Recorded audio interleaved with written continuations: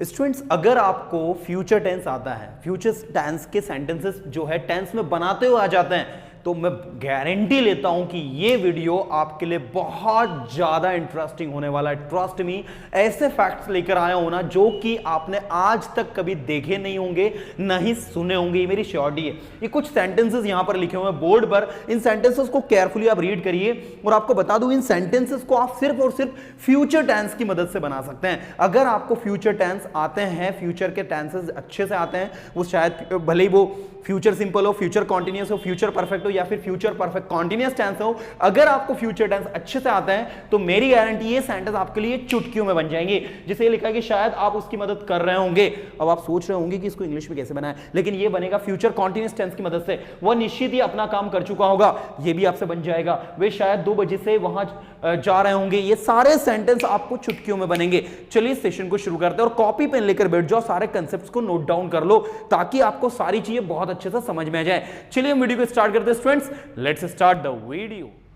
So students, आप यहां board पर देखेंगे ये लिखा हुआ है फ्यूचर टेंस, आप देख सकते हैं ये है आपका सिंपल फ्यूचर टेंस, ये है आपका फ्यूचर कॉन्टिन्यूअस टेंस, ये है फ्यूचर परफेक्ट टेंस, ये है फ्यूचर परफेक्ट कॉन्टिन्यूअस टेंस, ये है आपका विल बी एबल टू जो कि मोडाल्स में आता है, और ये आपका विल हैव टू जो भी मोडाल्स में काउंट होता है। मैंने इसकी हिंदी भी इसके साथ में लिखी है।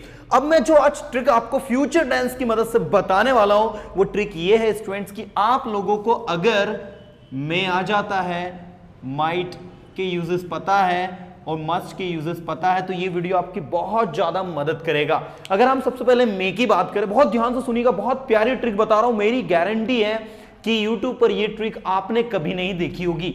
मे का मतलब होता है स्टूडेंट शायद कोई काम होगा, राइट। माइट का मतलब होता है स्टूडेंट शायद ही कोई काम होगा, और निश्चित ही होगा, इसको शो अप करने के लिए हम लोग मस्ट को यूज करते हैं। हम लोग ये तीनों यूजेस इसके जानते हैं। ये पॉसिबिलिटी ज्यादा पॉसिबिलिटी को दिखाता है, ये कम पॉसिबिलिटी को दिखाता है, और ये जो है श्योरिटी को दिखाता है कि निश्चित ही काम हो रहा होगा। अब आपको करना क्या है, जहां आपका विल लिखा है उस विल की जगह आपको लगाना है स्टूडेंट्स में। ओके, जहां आपका विल लिखा है उसकी जगह आपको लगाना है में, जहां आपको विल लिखा है उसकी जगह लगाना है में, राइट। ये मैंने हर जगह में लगा दिया है, आप देख सकते हैं।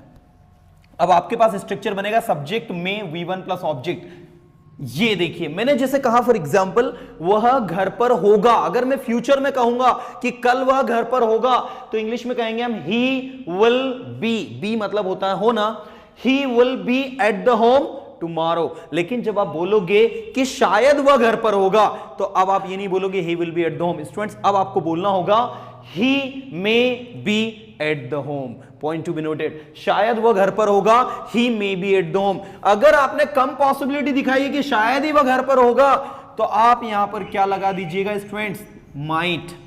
तो आप इंग्लिश में आप कहेंगे शायद ही वह घर पर होगा, he might be at the home. शायद ही वो बिजी होगा, ही माइट बी बिजी। पूरे सेशन को केयरफुली देखना, ऐसे ट्रिक बताऊंगा ना कि आपने कभी सोचा नहीं होगा कि फ्यूचर टेंस की मदद से हम लोग सारे मोडाल्स के यूजेस पढ़ सकते हैं, जिसमें मे है, बीन मे है, मे बी आईएनजी, सारे आपके कवर हो जाएंगे इस 10 to 15 मिनट्स के वीडियो लेसन में। सेशन को क्या ध्यान से सुनिएगा। मैंने कहा शायद वह घर पर होगा, he may be at the home. शायद ही वह घर पर होगा, he might be at the home. और मैंने कहा निश्चित ही वह घर पर होगा, तो आप इंग्लिश में स्टूडेंट्स कहेंगे he must be at the home. मतलब कि आपको वहां पर आप लगा देना है मस्ट। ये देखिए मस्ट के बाद आपका आ जाएगा B. Got it? Point to be noted everyone, निश्चित ही वह घर पर होगा, he must be at the home. ये आपका कौन सा टेंस था स्टूडेंट्स? फ्यूचर सिंपल या सिंपल फ्यूचर, जो भी आप बोलना चाहें। ये देखिए सिंपल फ्यूचर टेंस में हमने विल की जगह पर मे, माइट और मस्ट को लगाया। जब हमने मे को लगाया तो मीनिंग दिया उसने शायद होगा का, जब हमने माइट का लगाया तो शायद ही होगा कम पॉसिबिलिटी के लिए, और जब हमने मस्ट को लगाया तो निश्चितता को शो अप करने के लिए कि श्योरिटी है पक्का वो घर पर ही होगा, इसके लिए। जैसे वहां एक लड़का खड़ा है, आपने कहा शायद वो डॉक्टर होगा, तो आप इंग्लिश में कहोगे he may B a doctor. और आपने कहा नहीं शायद ही वो डॉक्टर होगा, he might B a doctor, और निश्चित ही वो डॉक्टर होगा, आप श्योर है, तो आप इंग्लिश में कहेंगे he must be a doctor. तो स्टूडेंट्स, इस तरीके से present simple tense, future simple tense की हेल्प से हम लोगों ने मे, माइट और मस्ट को पढ़ लिया है, राइट। अब मैं आपको नेक्स्ट लेकर चल रहा हूं कॉन्टिन्यूअस टेंस की ओर। उससे पहले बता दूं कि इस टेंस को आप इसमें भी बोल सकते हैं कि ही मे डू दिस, शायद वो यह कर सकता है। ओके, क्योंकि मे का उपयोग सकता है कि सेंस में निकलता है, हम लोगों ने पढ़ा है। ठीक है, शायद वो इस काम को कर सकता है तो ही मे डू दिस वर्क, शायद वो इस काम को कर सकता था, शायद ही कर सकता है तो he might do this work, निश्चित ही वो इस काम को करेगा तो he must do this work. तो इस तरीके से हम लोग निश्चित ही काम को करेगा या निश्चित ही वो बिजी होगा, दोनों सेंस में आपको फ्यूचर सिंपल टेंस को यूज करना है। उम्मीद करता हूं डियर स्टूडेंट्स कि फर्स्ट आपको समझ में आया होगा। अब मैं आपको कॉन्टिन्यूअस टेंस क्यों लेकर चल रहा हूं। कॉन्टिन्यूअस टेंस जो कि हम सबको आ जाता है, फ्यूचर कॉन्टिन्यूअस टेंस जिसका उपयोग हम भविष्य में कोई काम कर रहे होंगे। जैसे कल आपका बर्थडे, तो आपने कहा कल इस समय पर मैं केक काट रहा हूंगा, कल इस समय पर मैं केक काट रहा हूंगा, तो अब इंग्लिश में कहोगे I will be cutting cake on this time tomorrow. मतलब आप बात किसकी कर रहे हो स्टूडेंट्स, कल इस समय आप कोई काम कर रहे होंगे उसकी। लेकिन आप अभी यहां हैं और मैंने आपसे पूछा आपका भाई कहां है, तो आपने कहा सर शायद मेरा भाई पढ़ाई कर रहा होगा, शायद मेरा भाई पढ़ाई कर रहा होगा, मतलब आप बता रहे हो पॉसिबिलिटी। तो आप स्टूडेंट्स वहां कहोगे कि my brother may be studying, may के बाद में बी लगेगा स्टूडेंट्स, मे के बाद में बी लगेगा और वर्ब में आईएनजी लगेगा। तो आप इंग्लिश में कहोगे शायद मेरा भाई पढ़ाई कर रहा होगा, तो my brother may be studying. और अगर आप कम पॉसिबिलिटी की बात करेंगे कि शायद ही मेरा भाई पढ़ाई कर रहा होगा, शायद ही मेरा भाई पढ़ाई कर रहा होगा, बिल्कुल नोट कर लीजिएगा स्टूडेंट्स। तो ये हो गया मे बी, ये हो गया माइट बी, और इसके बाद वर्ब में क्या लगेगी स्टूडेंट्स, आईएनजी। ये आईएनजी, ऑब्जेक्ट आगे सब्जेक्ट, इस तरीके से। तो विल की जगह हम लोग रिप्लेस कर रहे हैं स्टूडेंट्स मे और माइट को, और इसी तरीके से हम लोग मस्ट को भी रिप्लेस कर देंगे। ये देखो मैंने यहां पर मस्ट लगा दिया, बहुत ही केयरफुली सुनिएगा, बहुत प्यारे रूल्स है जिसके बारे में स्टूडेंट्स को पता नहीं है। अभी मैं आगे इन पर भी आपको लेकर चलूंगा, बहुत इंटरेस्टिंग सेशन है आपका ये।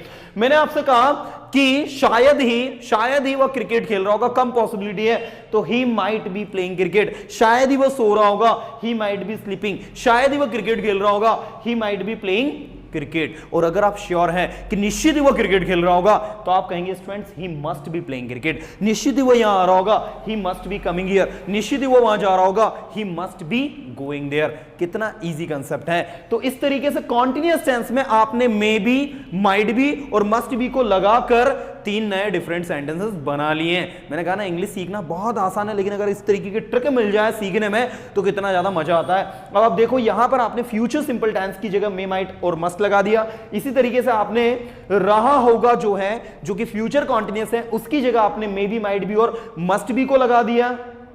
ओके, इसी तरीके से स्टूडेंट आपको नेक्स्ट इसकी प्रैक्टिस करना है, लेकिन एक छोटा सा रिवीजन मैं आपको करवा दूं।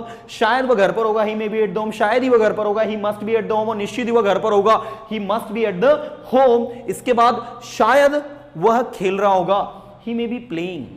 शायद वह हंस रहा होगा, ही मे बी लाफिंग। शायद वह रो रहा होगा, he may be crying। शायद ही वह रो रहा होगा, क्योंकि रोता नहीं है वो, he might be crying। निश्चित ही वह रो रहा होगा, he must be crying। निश्चित ही वह क्रिकेट खेल रहा होगा, he must be playing cricket। Okay, तो कितना ज्यादा आसान है स्टूडेंट्स। मैंने कहा ना बहुत इजी चीजें हम लोग लर्न कर रहे हैं। नेक्स्ट इसी तरीके से आपको लेकर चल रहा हूं फ्यूचर परफेक्ट टेंस की ओर। फ्यूचर परफेक्ट टेंस जो हम सबने पढ़ा है, देखो मैं अभी शेल के यूजेस नहीं बता रहा हूं क्योंकि हम लोग सभी के साथ विल लगाते हैं। तो यहां पर फ्यूचर परफेक्ट टेंस में जो भी काम हो चुका होगा, जो भी काम आपने किया होगा, लेकिन किसमें, फ्यूचर में। अब अगर आप वहां पर भी लगा दो में, उससे पहले हम लोग फ्यूचर को एक बार देख लेते हैं। जैसे मैंने कहा आपसे कल तक मैं अपना काम कंप्लीट कर चुका हूंगा, तो मैं अपना काम कल तक कंप्लीट कर चुका हूंगा, तो इंग्लिश में आप बोलोगे I will have, I shall have completed my work by tomorrow. By be by tomorrow, by tomorrow मतलब कल तक। तो कल तक मैं अपना काम कंप्लीट कर चुका हूंगा, तो आई will have completed my work by tomorrow. लेकिन अगर हम प्रेजेंट में पॉसिबिलिटी को बताएं, आई रिपीट, प्रेजेंट टेंस में पॉसिबिलिटी को बताएं कि शायद वो खाना खा चुका होगा। जैसे आप किसी को लंच के लिए घर पर इनवाइट कर रहे हैं, तो आपने उसको कॉल करने के लिए कहा, लेकिन फिर आपके किसी फ्रेंड ने या आपके किसी घर के फैमिली मेंबर ने कहा अभी तक तो उसने खाना खा लिया होगा, उसको कॉल मत करो, अभी तक तो उसने खाना खा लिया होगा। तो आप इंग्लिश में कहोगे he may have eaten food, don't call him, he may have eaten food. फिर किसी ने कहा नहीं शायद ही उसने अभी तक खाना खाया होगा, क्योंकि वो लेट खाना खाता है, शायद ही उसने अभी तक खाना खाया होगा, तो he might have eaten food। मतलब कम पॉसिबिलिटी के लिए आप लगाओगे स्टूडेंट्स might have, और इसके साथ भी आपको याद रखना V3 लगाना है, राइट। कुछ इस तरीके से आपको वर्क करेगा। और निश्चित ही खाना खा लिया होगा, तो आप बोलेंगे must have। ठीक है, निश्चित ही उसने खाना खा लिया होगा, he must have eaten food. निश्चित ही वह चला गया होगा, ही मस्ट हैव गॉन। निश्चित ही आपको समझ में आ गया होगा, you must have understood, right. जैसे मैं अभी आपको समझा रहा हूं और मैंने आपसे पूछा, निश्चित ही आपको समझ में आ गया होगा, so you must have understood. अगर सच में आ गया ना तो नीचे कमेंट करके लिखना, sir I have understood very well. क्या लिखना है कमेंट में? Sir I have understood all the concepts very well. Comment आप जब करते हो बड़ा अच्छा लगता है, दिल को सुकून मिलता है कि यार जो मेहनत हम कर रहे हैं वो उसका स्टूडेंट फायदा उठा रहा है। चलो आगे देखना, पूरा फोकस करना। तो मैं एक बार फिर से यहां पर करवा रहा हूं आपको रिवीजन। मैंने कहा वो खाना खा चुका होगा, he will have eaten food, शायद ही वो खाना खा चुका होगा, शायद वो खाना खा चुका होगा, he may have eaten food, शायद ही वो खाना खा चुका होगा, he might have eaten food, और निश्चित ही वो खाना खा चुका होगा, he must have eaten food. He must have, जब श्योर है तो मस्ट हैव। तो इस तरीके से 3 सेंटेंस इसके आपने बनाया, 3 इसके बनाया, 3 अपने इसके बनाया, इसके साथ में एक फ्यूचर का भी ऐड हो गया, तो 4 सेंटेंस इसके हो गए, 4 इसके हो गए, 4 इसके हो गए।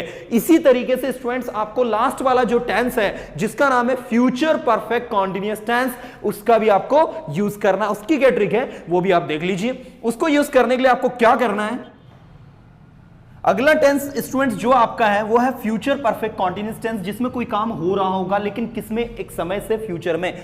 जैसे मैंने कहा वह 2 दिन से क्रिकेट खेल रहा होगा, तो he will have been playing cricket for 2 days। हम बात किसकी कर रहे हैं स्टूडेंट्स? फ्यूचर की कर रहे हैं कि फ्यूचर में कोई काम हो रहा होगा।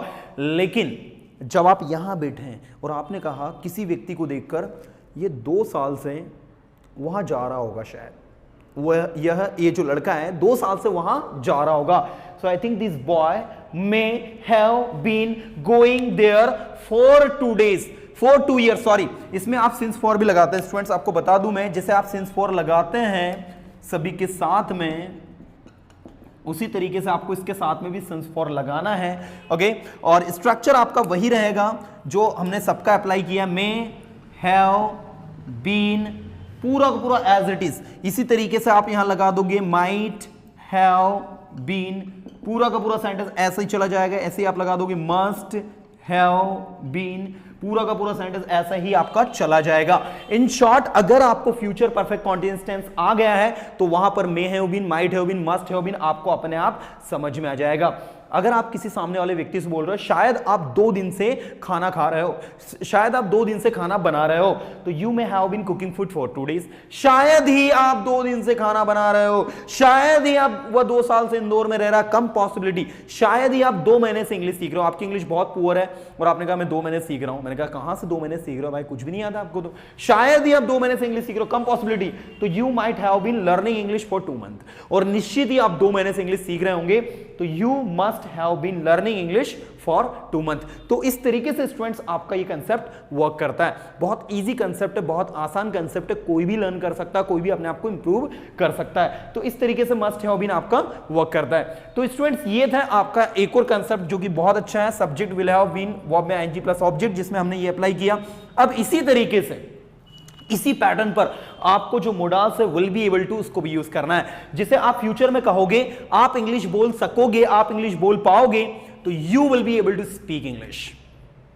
और अगर आप पॉसिबिलिटी दिखा रहे हो शायद आप वहां नहीं जा पाओगे, या शायद आप वहां जा पाओगे, शायद आप इंग्लिश सीख पाओगे, शायद आप उसकी मदद कर पाओगे, तो यहां पर आपको फिर शायद कोई काम कर पाओगे, तो जहां पर आपका विल लगा वहां मे लगा देना। May be able to, right point to be noted everyone. May be able to, might be able to, and ऐसे ही हो जाएगा students must be able to. मैंने कहा शायद आप इंग्लिश बोल पाओगे, you may be able to speak English. शायद ही आप इंग्लिश बोल पाओगे, you might be able to speak English. और निश्चित ही आप इंग्लिश बोल पाओगे, you must be able to speak English. तो कुछ इस तरीके से स्टूडेंट्स आपका ये will be able to work करेगा। टफ नहीं है, इजी है, आसान है, बहुत अच्छे से आप इसको कर सकते हो। इस तरीके से आप आगे देखिए स्टूडेंट्स कि जो भी काम आपको करना पड़ेगा या आपको करना पड़ेगा फ्यूचर में, उसके लिए आप क्या लगाते हो, विल हैव टू। आपको पढ़ाई करनी पड़ेगी, you will have to study. शायद आपको पढ़ाई करनी पड़ेगी, you may have to study. शायद लगा दिया है मतलब आपका हो जाएगा you may have to study. शायद ही आपको पढ़ाई करनी पड़ेगी, you might have to study. और निश्चित ही आपको पढ़ाई करनी पड़ेगी, you must have to study. निश्चित ही आपको वहां जाना पड़ेगा, you must have to go there. निश्चित ही आपको यहां आना पड़ेगा, you must have to come here. निश्चित ही आपको क्रिकेट खेलना पड़ेगा, you must have to play cricket.